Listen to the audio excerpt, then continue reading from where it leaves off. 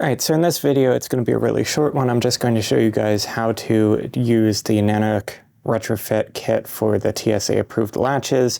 So I'm going to be doing this on my NANUK 988. If you have a similar model or a different model, you can still follow along. The instructions are basically going to be the same. Just keep in mind that the 988 has the small type of pin where some of the other cases may have the longer type of pin. The only real difference is that with the longer type of pin, you want to use some needle nose pliers or something like that to slide the pin out, and then you can use a punch to put the new one in.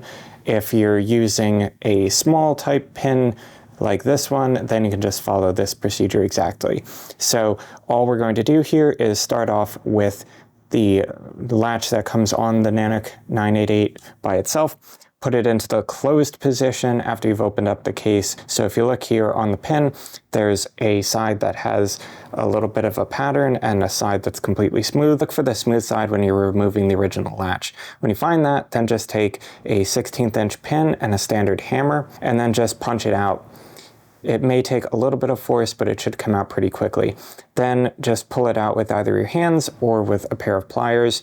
Then all you have to do to put on the new TSA latch is just put the latch in the closed position and then take your small pin, put it in on the side that had the star on it before, and then just push it in all the way with your hand until you feel some resistance. Then take a punch and punch the rest of the way through.